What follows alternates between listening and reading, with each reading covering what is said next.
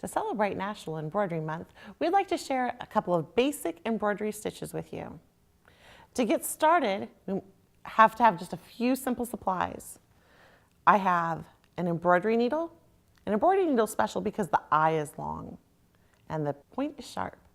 And then I have embroidery floss. I'm using 3 strands today. A simple plastic hoop, and this is tea towel material. To begin, we're going to put in a simple tension knot. I go to the end of my thread and cross it with my needle. Wrap it 3 or 4 times around the needle. Pinch the wrappings, push the needle through, and pull it tight. To begin, I'm going to teach you a simple trick called a waist knot. This is great for beginners.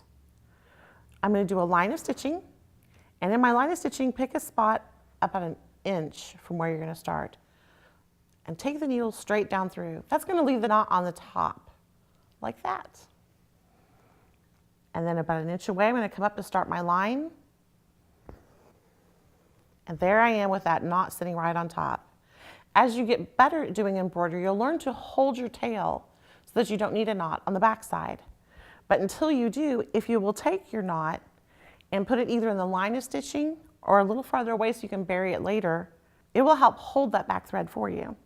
So I'm going to do the running stitch today, and the running stitch involves coming down a little bit away from your thread, and when I come down, I'm piercing that thread on the back side that is being held. Come a little ways up from your stitch and go back down. And they call it a running stitch because you can collect them on your needle. And we can go right along like this and get several on there at once.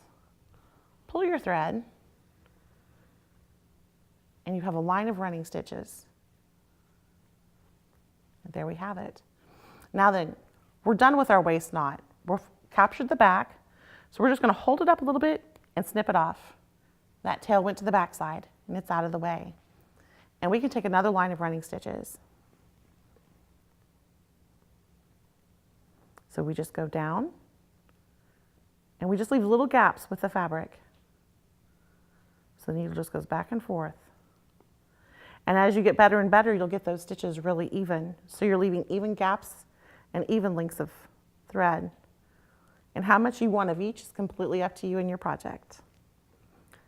Take your stitch, and there we have the running stitch. Enjoy National Embroidery Month, and be sure to subscribe to our YouTube channel, Quilt TV.